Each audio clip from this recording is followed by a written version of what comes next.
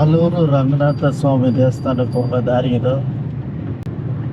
ಮೇಲೆಲ್ಲ wind mills ಐತೆ ಬೆಟ್ಟದ ಮೇಲೆ.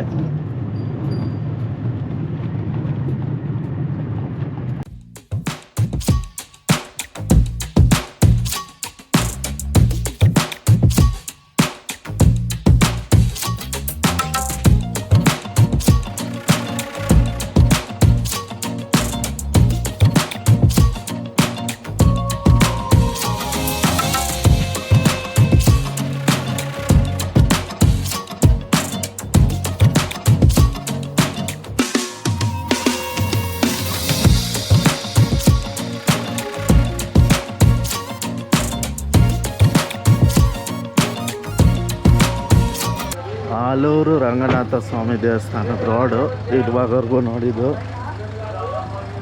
ಇದು ಟೆಂಪಲ್ನ ಒಂದು ಪಾರ್ಕಿಂಗ್ ಸ್ಪೇಸು.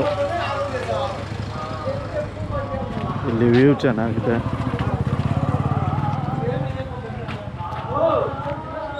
ಟೆಂಪಲ್ನ ಇನ್ನೊಂದು ರೋಡು ಅಲ್ಲಿ ನೀವು ಬಂದರೆ ಈ ಥರ ಮೆಟ್ಲು ಹತ್ಕೊಂಡು ಹೋಗ್ಬೇಕು. ಕಾರ್ನಲ್ಲಿ ಬಂದರೆ ಗೂಗಲ್ ಮ್ಯಾಪ್ ಹಾಕೊಳ್ಳಿ, ಕ್ಲೀನಾಗಿ ಇಲ್ಲಿವರೆಗೂ ತಂದುಬಿಡುತ್ತೆ. ಯಾವುದೇ ರೀತಿ ತೊಂದರೆ ಇಲ್ಲ. ಗೂಗಲ್ ಮ್ಯಾಪ್ ಡಿಸ್ಕ್ರಿಪ್ಷನಲ್ಲಿ ಹಾಕಿರ್ತೀನಿ, ಚೆಕ್ ಮಾಡ್ಕೊಳ್ಳಿ.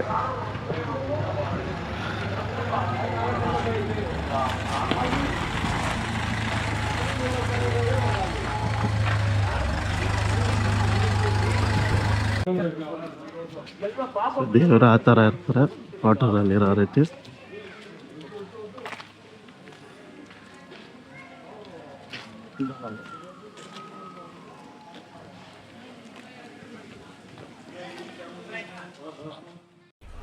ಇದು ಮೆಟ್ಲು ಹತ್ಕೊಂಡು ಬರೋ ಅಂಥವ್ರಿಗೆ ಮಾರ್ಗ. ಸೊ ಮೆಟ್ಲವ್ರಿಗೂ ಕಾರ್ ಬರುತ್ತೆ. ನೀವು ಗೂಗಲ್ ಮ್ಯಾಪ್ ಹಾಕ್ಕೊಂಡ್ರೆ ಆರಾಮಾಗಿ ಬರ್ಬೋದು. ಮತ್ತು ಮೆಟ್ಲು ಎಷ್ಟಿದೆ ಅಂದರೆ ಸುಮಾರು 50ರಿಂದ 100 ಮೆಟ್ಲು ಅಷ್ಟೇ, ತುಂಬ ಚಿಕ್ಕದು. ಆರಾಮಾಗಿ ಹತ್ಕೊಂಬರ್ಬೋದು. ಇದು ದೇವಸ್ಥಾನದ ಎಂಟ್ರೆನ್ಸು. ಸೊ ನಮಗೆ ಲೆಫ್ಟ್ ಸೈಡಲ್ಲೇ ಸೇವಾ ಟಿಕೆಟ್ ಕೌಂಟರ್ ಇರುತ್ತೆ. ಸೊ ನಿಮ್ಗೆ ಯಾರಾದ್ರು ಸೇವೆ ಮಾಡಿಸ್ಬೇಕು ಅಂತ ಇದ್ದರೆ ಇಲ್ಲಿ ಟಿಕೆಟ್ ತೊಗೊಬೋದು.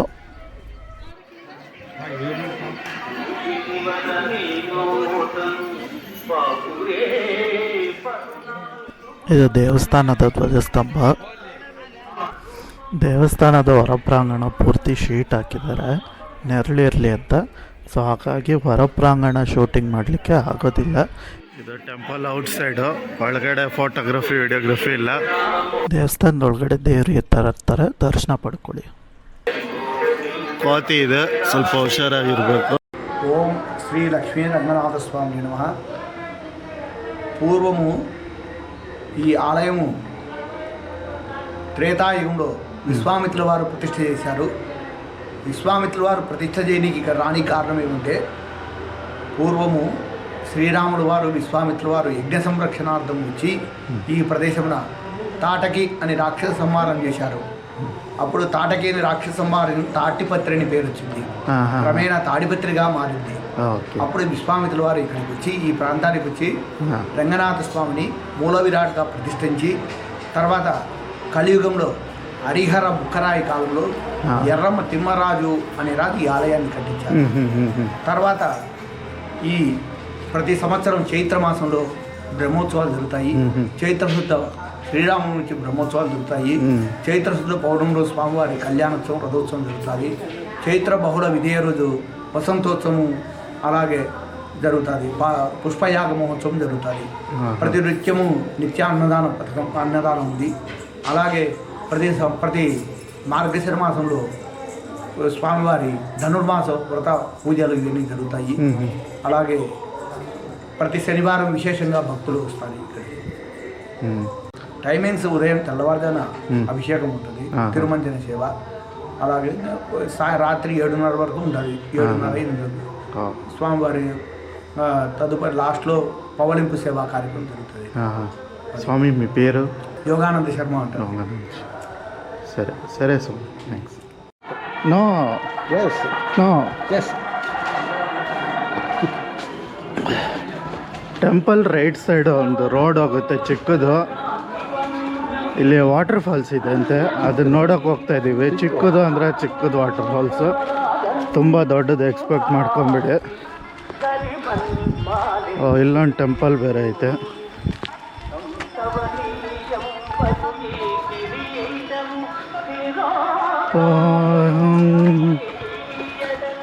ತುಂಬ ಹಾಕಿದ್ರೆ ಇದು ಕಾಪಿ ರೇಟ್ ಬೀಳುತ್ತಪ್ಪ. ನಾವಿವಾಗ ತುಂಬ ದೊಡ್ಡ ಬ್ರಿಡ್ಜಿನ ಕ್ರಾಸ್ ಮಾಡ್ತಾ ಇದ್ದೀವಿ ನೋಡಿ.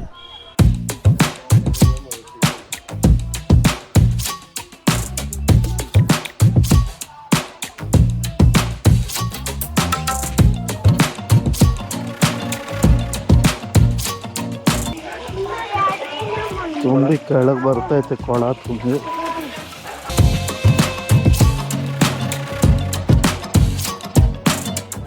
ಆಂಜನೇಯ ಸ್ವಾಮಿ ದೇವಸ್ಥಾನ ಇದು. ಪಕ್ಕದಲ್ಲೇ ಫಾಲ್ಸ್ ಐತೆ, ಜನ ನಿಂತ್ಕೊಂಡವ್ರೆ. ಮೊದಲು ದರ್ಶನ ಮಾಡ್ಕೊಳ್ಳೋಣ, ಆಂಜನೇಯ ಸ್ವಾಮಿ ದರ್ಶನ.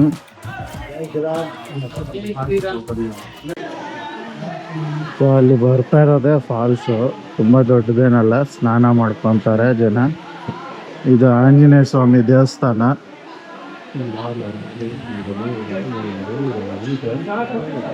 ಮೇಲಿರೋದು ರಂಗನಾಥ ಸ್ವಾಮಿ ದೇವಸ್ಥಾನ. ಅಲ್ಲಿಂದ ಪಕ್ಕದಲ್ಲೇ ಡೌನಿಗೆ ಬಂದರೆ ಆಂಜನೇಯ ಸ್ವಾಮಿ ದೇವಸ್ಥಾನ. ಕೆಳಗೆ ಫಾಲ್ಸು. ನಾನು ಕೆಳಗೆ ಇಳಿತಾ ಇಲ್ಲ.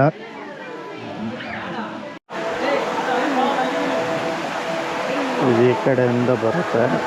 ಇಲ್ಲಿ ನೋಡಿ, ಅದು ಮೇಲ್ಗಡೆಯಿಂದ ಬರ್ತಾ ಇದೆ, ಮತ್ತು ಇಲ್ಲಿಗೆ ಬರುತ್ತೆ ಈ ಪಾಯಿಂಟಿಗೆ ಬಂದು ಅದೆಲ್ಲ ಹೋಗ್ತಾ ಇದೆ ಗೊತ್ತಿಲ್ಲ. ಓವರ್ಫ್ಲೋ ಅಂತ ಆಗ್ತಾಯಿಲ್ಲ.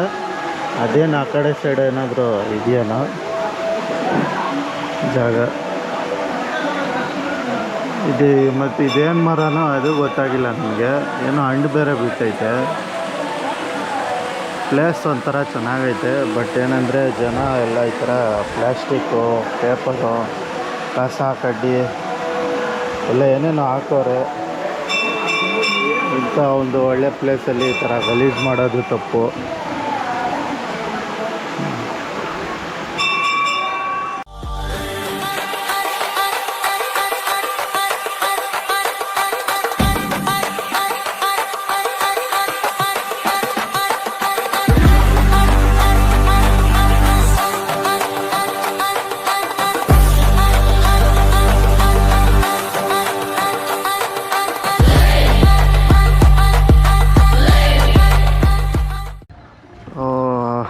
ಇದು ಆಲೂರು ಲಕ್ಷ್ಮೀ ನರಸಿಂಹಸ್ವಾಮಿ ದೇವಸ್ಥಾನ.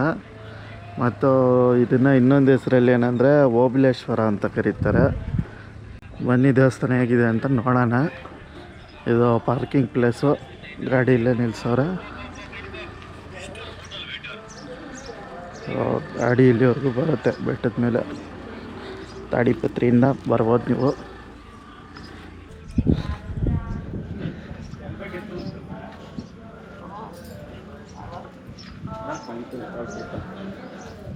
ಉಗ್ರಂ ವೀರಂ ಮಹಾವಿಷ್ಣುಂ ಜ್ವಲಂತಂ ಸರ್ವತೋಮುಖಂ ನೃಸಿಂಹಂ ಭೀಷಣಂ ಭದ್ರಂ ಮೃತ್ಯುಮೃತ್ಯುರ್ಮಾಮ್ಯಹಂ. ಓಂ ನಮೋ ಶ್ರೀ ಲಕ್ಷ್ಮೀನಾರಸಿಂಹಸ್ವಾಮಿನೇ ನಮಃ. ಶ್ರೀ ಓಬಳೇಶ್ವರ లక్ష్మీనారసింహస్వామి దేవస్థానం, తాడిపత్రి మండలం, అనంతపురం జిల్లా, ఓబులేశ్ కావుల్తిపాపల్లి గ్రామం సమీపనందు ఇక్కడ లక్ష్మీనారసింహస్వామి వేంచేసి ఉన్నారు. పూర్వం అహోబిలానికి ఇక్కడ నుంచి నడుచుకుంటూ వెళ్ళేవారు. ఒక నిండు గర్భిణీ స్త్రీ స్వామిని ప్రార్థించారు. నేను అంతవరకు రాలేను స్వామి, నీ దర్శన భాగ్యాన్ని నాకు ఇక్కడే కలిగించు స్వామి. ఆ యొక్క నరసింహస్వామిని ప్రార్థించగా అప్పుడు స్వామి ఇక్కడ ఆమెకి సంతుష్టుడై ఆమెకు దర్శనం ఇచ్చాడు. అప్పుడు స్వామి ఇక్కడ ఇట్లా అన్నారు, నేను కలియుగంలో అంతా ఇక్కడే ఉండి వచ్చిన భక్తులందరినీ అనుగ్రహిస్తూ ఇక్కడే ప్రతిష్టంగా ఉంటాను. అహోబిలంలో నా స్వాతి నక్షత్రం కూడా అట్లా జరుగుతుంది, ఇక్కడ కూడా అట్లే జరుగుతుందని స్వామివారి యొక్క భక్తులు అహోబిలం వెళ్ళే వాళ్ళందరూ కూడా ఇక్కడికి వచ్చి, అహోబిలం వెళ్ళని వాళ్ళు కూడా ఇక్కడికి వచ్చి స్వామివారిని స్వాతి నక్షత్రం నెల స్వాతి నక్షత్రం వస్తుంది స్వామికి జన్మ నక్షత్రం. ఆ రోజు స్వామికి నవకలశ స్థాపన, నవకలశ స్తంభన, తిరుమంజన సేవ, కళ్యాణోత్సవాలు, అన్నదానాలు అన్నీ అహోబిలంలో ఎట్లా జరుగుతాయి ఇక్కడ కూడా అక్కడ జరుగుతుంది. స్వామివారు భక్తులు అనుగ్రహిస్తారు. ఓబులేసు అనే ఇక్కడ భక్తుడు ఈ కొండపైన తపస్సు చేశాడు. స్వామివారికి సంతుష్టుడై ఈ యొక్క దేవస్థానం యొక్క కొండకు ఓబులేసు కోన అని స్వామివారు వచ్చి ఆ భక్తుడికి నీ పేరు ఇక్కడ ఈ కొండకు ఉండవలసింది కానీ స్వామివారు ఓబులేసు కోన అని ఇక్కడ, అందుకే ఊరి పేరు ఓబులేసుకోన. గుడి టైమింగ్స్ ఏమైనా ఉందా స్వామి? గుడి టైమింగ్స్ పొద్దున వచ్చేసి 6 గంటలకి. ఈరోజు ధనుర్మాసం కాబట్టి స్వామివారికి సూర్యోదయ పూర్వం అంటే 4 గంటలకు స్వామివారికి అభిషేకాలు, సుప్రభాత సేవ, అభిషేకాలు, తోమాల సేవ, అర్చనలు, విష్ణు సహస్రనామ అర్చన, తులసి అర్చనతో అర్చనలు, మహామంగళ హారతి, తీర్థప్రసాద వినియోగం జరుగుతుంది. రోజుకు 30 పాసురాలు తిరుప్పావై సేవ జరుగుతుంది స్వామికి. ఇక్కడికి రావాలంటే బస్సెస్ ఏదైనా ఉందా? బస్సెస్ తాడిపత్రి నుంచి గంటన్నరకు ఒక బస్సు ఉంటుంది. ఓకే, తాడిపత్రి నుంచి. సరే స్వామి. ದೇವಸ್ಥಾನದ ಹೊರಭಾಗ ಧ್ವಜಸ್ತಂಭ.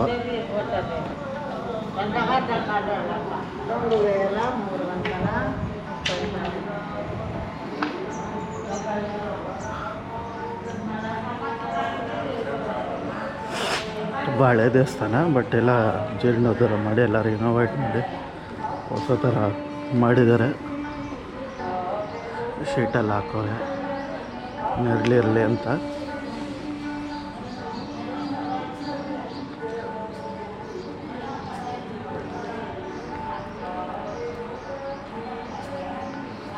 ನರಸಿಂಹಸ್ವಾಮಿ ದೇವರಿದು. ಓಬುಲೇಸ ಕೋನ ಅಂತ ಊರ ಹೆಸರು. ಅದಕ್ಕೆ ಓಬುಲೇಸ ನರಸಿಂಹಸ್ವಾಮಿ ಅಂತಲೂ ಕರೀತಾರೆ.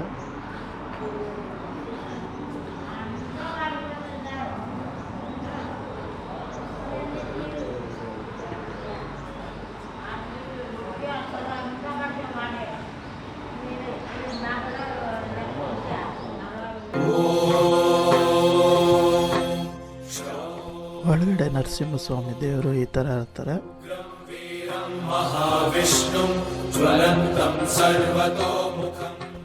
ನಾವು ಇಲ್ಲಿಂದ ಇನ್ನೊಂದು ಅದ್ಭುತವಾದಂಥ ಒಂದು ದೇವಸ್ಥಾನದ ಕಡೆಗೆ ಹೊರಟಿದ್ದೀವಿ. ಸೊ ಆ ದೇವಸ್ಥಾನದ ಬಗ್ಗೆ ಇನ್ನೊಂದು ವಿಡಿಯೋದಲ್ಲಿ ನೋಡೋಣ. ಈ ವಿಡಿಯೋ ನಿಮಗೆ ಹೇಗೆ ಅನ್ನಿಸ್ತು ಏನು ಅನ್ನೋದನ್ನು ನಿಮ್ಮ ಅಭಿಪ್ರಾಯಗಳನ್ನ ಕಮೆಂಟ್ ಸೆಕ್ಷನಲ್ಲಿ ತಿಳಿಸಿ. ಮತ್ತು ಈ ವಿಡಿಯೋ ಇಷ್ಟ ಆಗಿದ್ದರೆ ಲೈಕ್ ಮಾಡಿ, ಶೇರ್ ಮಾಡಿ ಮತ್ತು ಸಬ್ಸ್ಕ್ರೈಬ್ ಮಾಡಿ. ಮತ್ತೆ ಸಿಗೋಣ ಇನ್ನೊಂದು ವಿಡಿಯೋದಲ್ಲಿ. ಅಲ್ಲಿವರೆಗೂ ಬಾಯ್.